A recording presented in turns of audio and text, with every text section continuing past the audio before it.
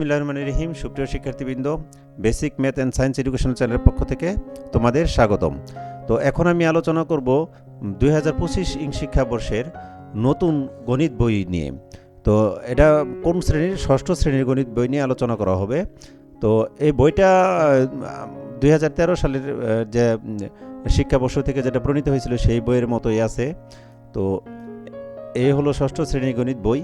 তো এই বইগুলো তোমরা সবাই মোটামুটি স্কুলে পেয়ে যাবে। যদি কেউ না পাও সেই ক্ষেত্রে তোমরা এনসিটিভির ওয়েবসাইট থেকে ডাউনলোড করে তোমরা পড়তে পারবা। তো কিভাবে ডাউনলোড করবা সেই বিষয়ে একটি ভিডিও আমার ডেসক্রিপশনে দেওয়া থাকবে, সেইখান থেকে দেখে নেবে, অথবা কমেন্ট সেকশন থেকে, সেখান থেকে তোমরা পিডিএফ ফাইল ডাউনলোড করে এই বইটা সুন্দরভাবে তোমরা পড়তে পারবা। তো এই বইয়ে কি কি আছে চলো দেখা যাক। সূচিপত্র এখানে অধ্যায়ের নাম, শিরোনাম এবং পৃষ্ঠা। তো প্রথম অধ্যায়ে কি থাকছে? স্বাভাবিক সংখ্যা ও ভগ্নাংশ। দ্বিতীয় অধ্যায়ে অনুপাত ও শতকরা। তৃতীয় অধ্যায়ে থাকতেছে পূর্ণ সংখ্যা। চতুর্থ অধ্যায় বীজগাণিতিক রাশি। পঞ্চম অধ্যায় সরল সমীকরণ। ষষ্ঠ অধ্যায়ে থাকতেছে জ্যামিতির মৌলিক ধারণা। সপ্তম অধ্যায় ব্যবহারিক জ্যামিতি।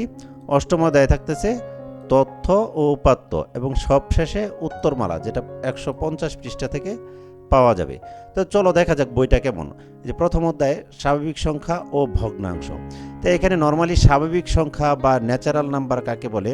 যে প্রাচীনকাল থেকে মানুষ বিভিন্ন বস্তু বা জিনিস গণনা করতে গিয়ে যেসব সমস্যার সৃষ্টি করেছিল তাদেরকে গণনাকারী বা স্বাভাবিক সংখ্যা বা প্রাকৃতিক সংখ্যা বলা হয় ইত্যাদি।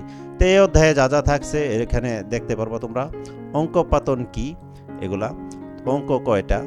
তো এই হলো আমাদের ষষ্ঠ শ্রেণীর গণিত বই।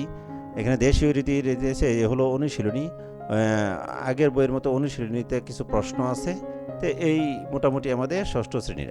যদি তোমরা কেউ বই না পাও, আমি আবারও বলতেছি, আমার ভিডিওর ডেসক্রিপশনে অবশ্যই একটি ভিডিওর লিঙ্ক দেওয়া থাকবে, সেইখান থেকে দেখে খুব সহজেই বই ডাউনলোড করে, মানে পিডিএফ ফাইলগুলো ডাউনলোড করে পড়তে পারবা, এবং কমেন্ট সেকশনে আমি দিয়ে দেবো। তো ভিডিওটি দেখার জন্য ধন্যবাদ। এরকম ভিডিও পেতে চাইলে আমার চ্যানেলটি অবশ্যই সাবস্ক্রাইব করুন।